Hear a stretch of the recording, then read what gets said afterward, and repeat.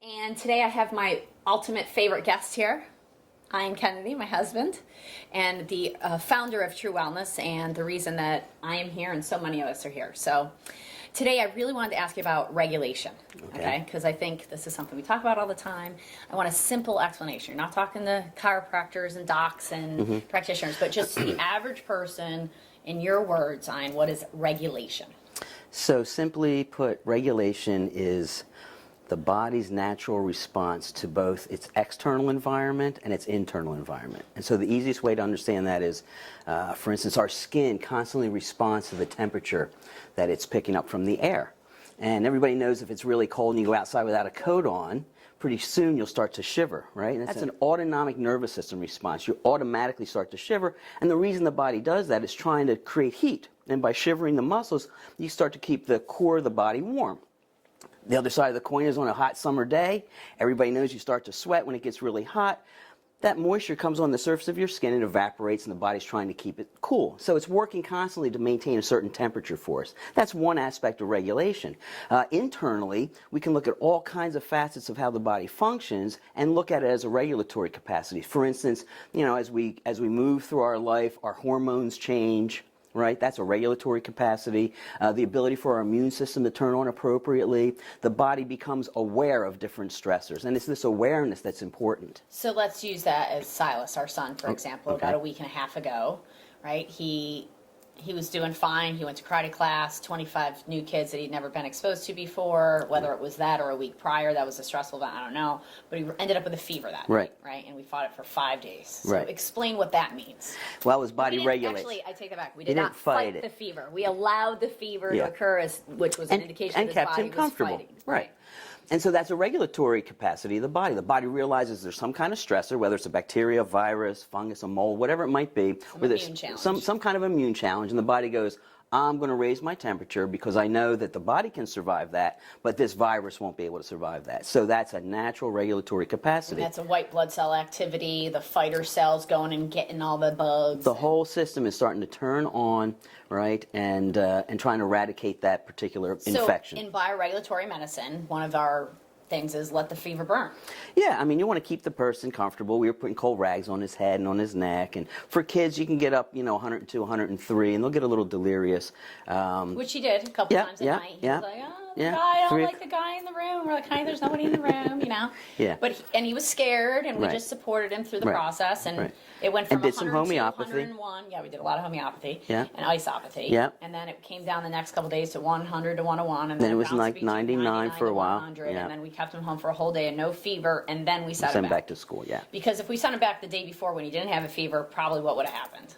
Well, he probably would have regulated again in regards to the stress, not being completely over it, and went back into a little bit of a fever.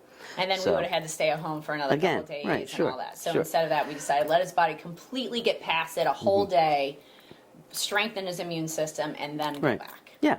So, regulation is the body's appropriate response to stressors, whether that's a temperature change, like we do with the CRT, computerized radiation thermography, right?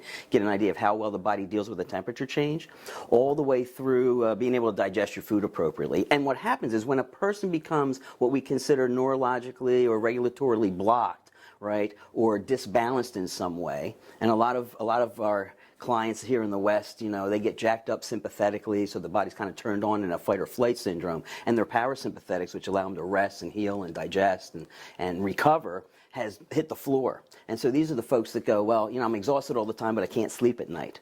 Or, I only go to the bathroom a couple times a week. And those slight changes in people's general well-being starts to show a shift in their regulation. Once your regulation shifts or becomes blocked, the body becomes blind. What I consider it becomes blind to the outside world. And once that happens, now your system's not responding to anything. And that's where illness starts to come in. So, to paraphrase what you just said, so the person's going through life and they're appropriately responding as things come up. And then the signs that that's not happening is my bowels aren't working as much, I'm not sleeping as much, I don't have as much energy. So these are indications that the regulatory system is kind of gone offline. Yeah, and that happens because it becomes overwhelmed. Typically with different toxic loads, there are specific loads that we really look at that we consider the general bad guys for the body. Everything from scars to dietary issues, old immune challenges where folks have had Epstein-Barr or they're dealing with some kind of herpes outbreak. These are old, Lyme disease. These are things that stress the system out. Even dental problems for folks that constantly keep the body in this state of wearing out the immune system. And then at one point the system goes, I'm not going to regulate it anymore. I'm just going to allow this stuff to happen or become blind to it. So, and what happens when long term the person doesn't regulate? Like you can not regulate rather for a short amount of time, a stressful event, somebody cuts you I off think in that's traffic, appropriate. Yep. Your heart That's races, a part of it, you right? stop digesting your food, all that, and then as soon as that event's over, you kind of go back into like relaxing, right? That's appropriate regulation, sure. Okay, good. So if that doesn't occur, if I stop doing that so well, over a long period of time, that's when you've talked about like disease can set. Yeah, any kind of illness can show up for the person depending on the type of stressors they're under, their constitution, their personal history. It depends on a lot of those factors, but ultimately if the body becomes blocked, then you're going to head towards some kind of illness. So for us, I know we always say that the diagnosis doesn't matter. Yeah. And you say, I don't care a lot. These are two things that most people do not understand. Can you explain your diagnosis doesn't matter based upon regulation, what you just mentioned? Sure. Well, for us, the diagnosis, if somebody has a diagnosis, it's a signpost. It's pointing a way to go. It's giving us some kind of indication that there's something awry with the body. But if you just focus on the diagnosis, then oftentimes you miss those underlying causes that have caused the body to go into dysregulation. So one of our jobs is really to help unload the system so that the body starts to regulate again. And when the body starts to regulate again, it'll start to heal naturally. Because that's the only thing that heals. Yeah. Is what you've said all the time. Right. Like, the body's you're innate such a great ability. healer. And he's like, I'm not a healer. No. I don't heal anybody. Right. You can't. Right. What you can do is you can support the body in having less of a load and support the system in being able to do the right thing for itself, and the body will heal itself, sure. And so long term, what I've seen from our client base is that we have clients that come in that are super compliant, that really understand what we do, and they come in, or at least trust in the beginning, because they don't understand it, but they trust in the beginning, they come in quite often, they get the regulatory capacities come on, Right. and then long term, they don't need us as much because they understand the things that are influencing the regulation that they've exposed themselves to. Yeah. They limit that exposure, then they don't need us except every once in a while. Yeah. So like all the testimonials that we've looked at for this last week, the people we've talked to, that's what I see, these patterns of I've been with them for 14 years, 9 years, 6 years, 3 years, and I've changed over all the things. Now I'm in better control of what is causing me to feel ill. So I know that it's all about my own immune system. It's about my own healing capacities that allows my body to handle internal, external influences. If not, then if I ignore all those signs, like it's okay I don't poop every day, it's okay I don't sleep well every night, it's okay I don't have enough out, and then all that, I was well until I got diagnosed with cancer, and then we do investigations and we're like, well, were you well? You haven't slept well in 30 years. You've had an ongoing cough for 20 years and a rash that you've ignored. Right. Your regulation was off for a long time. I know you want to say something. No, that's okay. That's okay. Yeah. So health and illness isn't a straight line. We don't get sick overnight, right? It's just a slow process. That's why we don't notice it, right? And as we move through our lives, depending on our age and depending on lots of different things, including our constitution, we need different things at different stages, right? So Silas, for instance, at 6 years old, needs different types of nutrition than I need at 60, right? Right? And the bodies are doing different things. So it's meeting the person where they're at and supporting the body's own ability to maintain homeostasis, because that's what it wants to do. And it just gets overloaded with those specific stressors, and once a person understands that and they avoid some of those things, and they know that some of these signs and symptoms that show up over time just means that I'm getting a little toxic, right? And then they can come in and use the membership area and do things, to really continue to be preventative.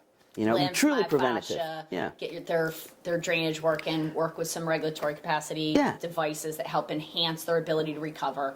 And then they don't need practitioners like this, as long as they're correcting their diet and handling their environment. Like, I'm exposed to a ton of Wi-Fi, I'm going to limit that. I'm exposed to a bunch of metals because I work in a metal shop, I'm going to limit that. Or I work in a dental office, so I'm going to work in a different type of dental office. It doesn't remove silver fillings.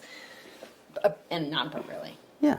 So, once a person understands those loads and how to avoid those things and picks and chooses their own poison, right? Right. They're more in control of their health. Right. And they know the signs and symptoms that show up, and then they can do something about it.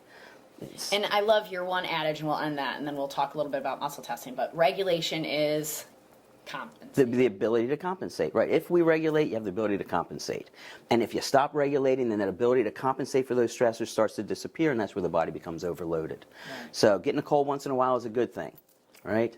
Making sure that your system's responding a little bit is a good thing. When we take people through different therapies, one of the things that we look for is, do they have a reaction? We want a reaction from the body. If you're not getting any reactions, then your system's most likely blind to the outside world, and that's a road leading to illness. So it's not necessarily that people get Herxheimer's reactions. No. But it's like, oh, I did lymph and I got really nauseous afterwards. Yeah, or it opened my bowels, or it gave me a runny nose, or whatever I it did might a nasotherapy and I felt like the next day I had a little bit of cold. Or I had a headache, or whatever it might be. At least the body we realize, hey, your system's responding to what we're doing, and that's a good thing. Because we're mobilizing the toxic some of that load, and the body's able to now see it, and or we're waking try and up deal to it with for it. some reason. Yep. Now it's got to deal with it to compensate for it, to mobilize it, to make it alleviate from the body. Awesome. Yep. Thank you so much. Sure.